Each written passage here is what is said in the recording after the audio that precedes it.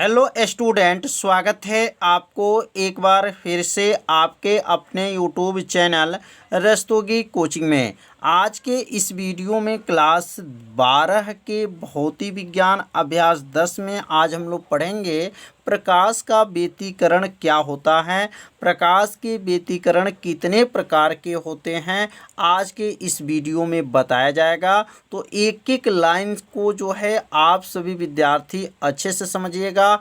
जहां आपको समझ में नहीं आवे वहां पर तुरंत आप सभी विद्यार्थी कमेंट जरूर कीजिएगा। तो पहले हेडिंग को नोट कर लेंगे कि प्रकाश का जो है व्यतिकरण क्या होता है। तो ध्यान देंगे, बहुत आसान है। जब किसी माध्यम में, ध्यान देंगे, जब किसी माध्यम में समान आवृत्ति का दो तरंगे जो है एक ही दिशा में चले तो कुछ बिंदुओं पे जो है उसकी प्रगामी जो तरंग होती हैं उसकी तीव्रता क्या होती हैं, अधिक होती हैं, कुछ बिंदुओं पे कम होती हैं तथा कुछ बिंदुओं पे क्या हो जाती हैं, शून्य हो जाती हैं। इस घटना को क्या कहा जाता है, प्रकाश का व्यतिकरण कहा जाता है। तो यहाँ लिख सकते हैं, जब किसी माध्यम में, जब किसी माध्यम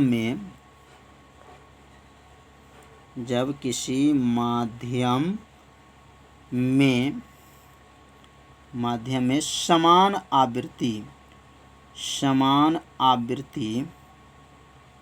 समान आवृत्ति के दो तरंगे, ध्यान दीजिएगा, इसमें कितने तरंगे, दो।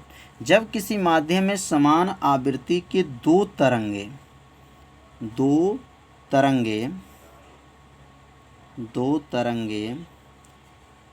एक साथ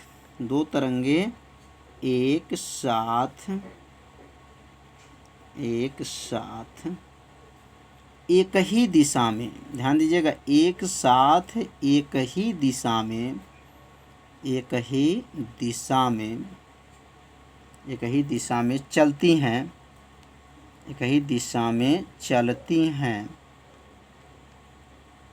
चलती हैं तो कुछ बिंदुओं पर प्रगामी तरंगे, कुछ बिंदुओं पर प्रगामी तरंग की तीव्रता क्या होती हैं, अधिक होती हैं, तीव्रता अधिक होती हैं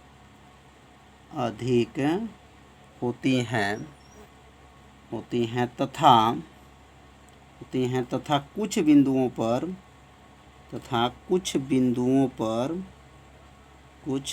पर क्या होती हैं, शून्य, कुछ बिंदुओं पर कम, कुछ बिंदुओं पर क्या हो जाती हैं, कम तथा कुछ बिंदुओं पे क्या हो जाती हैं, शून्य हो जाती हैं, कुछ बिंदुओं पर शून्य हो जाती हैं,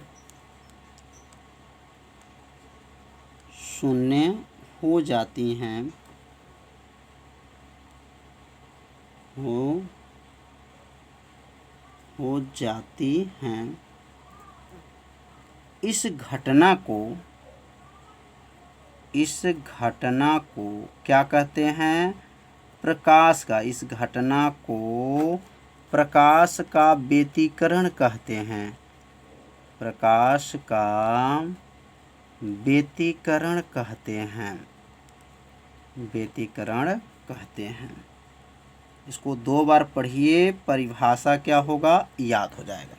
कैसे बोलेंगे, जब किसी माध्यम में समान आवृत्ति के दो तरंगे एक साथ एक ही दिशा में क्या होती हैं, चलती हैं तो कुछ बिंदुओं पर प्रगामी तरंग की तीव्रता क्या होती हैं, अधिक होती हैं तथा कुछ बिंदुओं पर कम तथा कुछ बिंदुओं पर शून्य हो जाती हैं। इस घटना को क्या कहा जाता है, प्रकाश का व्यतिकरण कहते हैं। कितना आसान है। तो कहीं पर क्या है, बहुत अधिक हो जाती हैं, तो कहीं क्या हो जाती हैं, बहुत कम हो जाती हैं, तथा कहीं पर क्या हो जाए, उसकी तीव्रता शून्य हो जाती हैं। इस घटना को प्रकाश का व्यतिकरण कहा जाता है। तो पहले इसको जो है आप सभी विद्यार्थी अपने कॉपी में इसको क्या कर लीजिए, पहले नोट कर लीजिए। अब यहाँ पर जो है हेडिंग को नोट कर लीजिए, व्यतिकरण के प्रकार।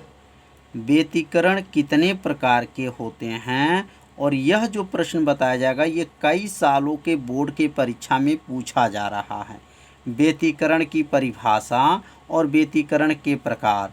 तो याद रखिए, व्यतिकरण जो होते हैं वह दो प्रकार के होते हैं। व्यतिकरण कितने प्रकार के, दो प्रकार के होते हैं। यहाँ लिखेंगे व्यतिकरण दो प्रकार के होते हैं। व्यतिकरण कितने प्रकार के होते हैं, दो प्रकार के होते हैं। अब दो प्रकार के होते हैं तो कौन कौन होते हैं, अब इनके बारे में भी समझेंगे। तो व्यतिकरण लिख लेंगे दो प्रकार के होते हैं। पहला का नाम क्या है, तो पहला का नाम और दूसरा का नाम। तो पहला का नाम जो है समपोषी व्यतिकरण होता है। क्या होता है, समपोषी व्यतिकरण होता है। और दूसरा का नाम जो होता है वो विनाशी व्यतिकरण होता है। क्या होता है, विनाशी व्यतिकरण होता है। समपोषी व्यतिकरण और दूसरा विनाशी व्यतिकरण। तो अब हम लोग समझेंगे समपोषी व्यतिकरण क्या होता है। समपोषी व्यतिकरण की परिभाषा क्या है, बहुत आसान है। अगर समपोषी व्यतिकरण की परिभाषा आपको याद हो गया तो समझिए विनाशी व्यतिकरण की परिभाषा क्या कर सकते हैं, बना सकते हैं। तो यहाँ लिखेंगे समपोषी व्यतिकरण।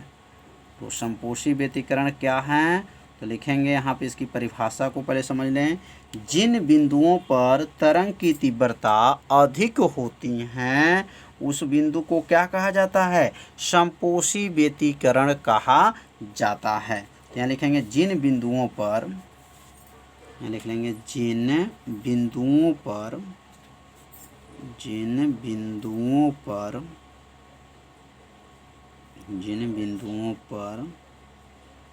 क्या होती हैं, तरंग की तीव्रता। जिन बिंदुओं पर तरंग की तीव्रता क्या होती हैं, तीव्रता अधिक होती हैं। तीव्रता जब अधिक होती हैं, याद रखिएगा अधिक होती हैं तो उसे समपोषी कहा जाता है। तीव्रता अधिक होती हैं, उन बिंदुओं को ध्यान देंगे, उन बिंदुओं को क्या कहा जाता है, समपोषी व्यतिकरण कहते हैं। उन बिंदुओं को क्या कहते हैं, समपोषी व्यतिकरण कहते हैं। समपोषी व्यतिकरण कहते हैं। कितना आसान है, बस थोड़ा सा आपको ध्यान देना है, परिभाषा आपको क्या होगा, याद हो जाएगा। तो एक बार और समझ लेते हैं इस परिभाषा को। जिन बिंदुओं पर तरंग की तीव्रता अधिक होती हैं उन बिंदुओं को क्या कहा जाता है, समपोषी व्यतिकरण कहा जाता है। अब हम लोग समझेंगे विनाशी व्यतिकरण क्या है। विनाशी व्यतिकरण, तो इसका उत्तर तो आप सभी विद्यार्थी बना सकते हैं। विनाशी व्यतिकरण की जो परिभाषा है तो इसका परिभाषा आप खुद बना लेंगे। कैसे बनाएंगे, जो ऊपर परिभाषा लिखा गया है सेम परिभाषा रहेगा, बस एक शब्द को हटा दीजिए, परिभाषा क्या हो जाएगा, बन जाएगा। तो जैसे यहाँ लिखा गया जिन बिंदुओं पर तरंग की तीव्रता क्या होती है, यहाँ पर अधिक होती हैं, वहीं पे क्या लिखेंगे, कम या शून्य होती हैं, कम होती हैं या शून्य होती हैं, उसे विनाशी व्यतिकरण कहा जाता है। तो यहाँ पर जो है लिख सकते हैं जिन बिंदुओं पर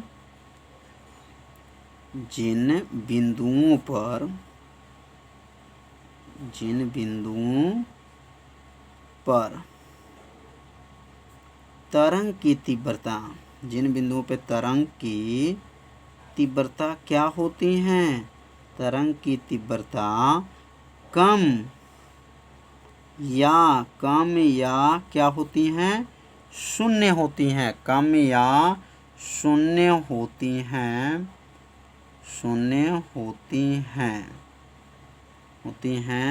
उन बिंदुओं को क्या कहेंगे, उन बिंदुओं को विनाशी क्या कहते हैं, विनाशी व्यतिकरण कहते हैं, विनाशी व्यतिकरण कहते हैं। बस परिभाषा में क्या देखें, ऊपर की परिभाषा और नीचे की परिभाषा में क्या अंतर दिखाई दिया। तो यहाँ पे क्या है, जिन बिंदुओं पे तरंग की तीव्रता क्या थी, अधिक होती है, इसमें अधिक होती हैं, उन बिंदुओं को क्या कहा जाता है, समपोषी व्यतिकरण कहा जाता है। और इसमें क्या है, जिन बिंदुओं पर जो है तीव्रता क्या हो जाती हैं, कम या शून्य हो जाती हैं, उन बिंदुओं को विनाशी व्यतिकरण कहा जाता है। तो समझ में आ गया होगा कि प्रकाश का व्यतिकरण क्या होता है और व्यतिकरण के प्रकार भी आप लोग को अच्छे से समझ में आ गया होगा। तो कल के जो वीडियो में हम लोग पढ़ेंगे समपोषी व्यतिकरण, विनाशी व्यतिकरण की विशेषता क्या है और इसका अंतर क्या होते हैं, वह कल के वीडियो में बताया जाएगा। तो आज का वीडियो कैसा लगा आप सभी विद्यार्थी जरूर कमेंट कीजिएगा।